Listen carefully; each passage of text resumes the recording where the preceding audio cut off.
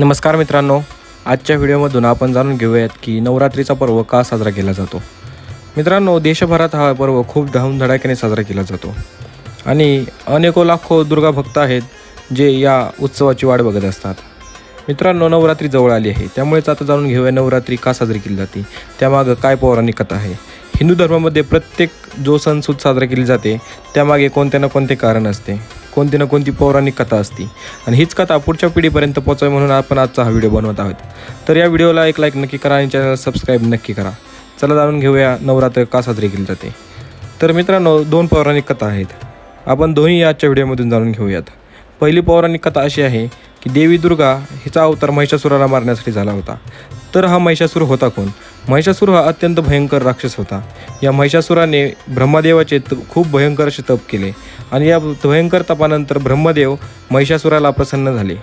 त्यानंतर ब्रह्मदेवाने महिषासुराला विचारले, महिषासुरा, माग काय वरदान मागतोस? त्यावर महिषासुर म्हणाला, हे ब्रह्मदेवा, मला अमर व्हायचं वरदान द्या। तर ब्रह्मदेव म्हणतात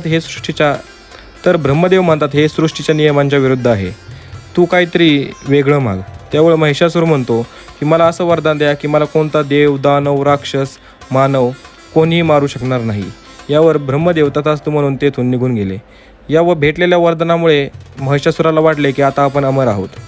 अमर असलेला असा समज करून घेतलेला महिषासुर देवतांवरती आक्रमण करतो। देवतांवरती आक्रमण केल्यानंतर तो देवलोकाचा राजा बनतो। सर्व देव एकत्र येऊन शिव आणि विष्णू यांच्या मदतीने ब्रह्मदेव हे तिन्ही सगळे देवता मिळून महिषासुरावरती आक्रमण करतात।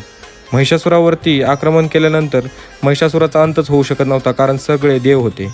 मग ब्रह्मदेवाच्या वरदानानुसार सर्व जणांना आठवले की देवता, राक्षस, दानव, मानव कोणच महिषासुराला मारू शकत नाही आणि महिषासुर इतका शक्तिशाली आहे, आता याचा अंत कसा करायचा। मग सगळे देवतागण मिळून देवी आदिपराशक्तीची आराधना करतात।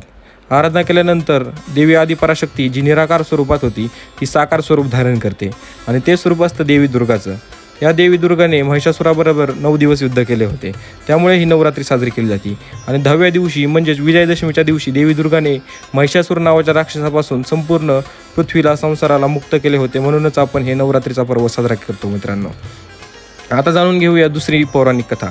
दुसरी पौराणिक कथा अशी आहे की जेव्हा प्रभू श्रीराम यांनी रावणाला मारण्यासाठी रावणावरती आक्रमण केले होते, तेव्हा श्रीरामांच्या लक्षात येते की आपल्याला रावणाचा वध करायचा असेल तर आपल्याला शक्तीची आवश्यकता पडणार। त्यामुळे प्रभू श्रीराम देवी शक्ती आदिपराशक्तीची उपासना करतात, आराधना करतात। ही उपासना आराधना 9 दिवस चालते। 9व्या दिवशी देवी दुर्गा जी आदिपराशक्ती असते ती प्रभू श्रीरामांना प्रसन्न होते आणि विजयाचे वरदान देते। त्यामुळे 10व्या दिवशी प्रभू श्रीराम रावणाला मारतात आणि ज्या दिवशी प्रभू श्रीराम रावणाला मारतात तो दिवस म्हणजेच दसरा। त्यामुळेच विजयादशमी आणि दसरा हे दोन्ही सण एकाच दिवशी येत असतात आणि एका दिवशीच ते साजरे केले जातात। तर मित्रांनो, अशा काही 2 पौराणिक कथा होत्या। व्हिडिओ आवडला असेल तर व्हिडिओला लाईक नक्की करा मित्रांनो आणि चॅनलला सबस्क्राईब अवश्य करा। धन्यवाद मित्रांनो, भेटूया यासारख्या अजून एक पौराणिक कथेला घेऊन। तोपर्यंत नमस्कार, धन्यवाद।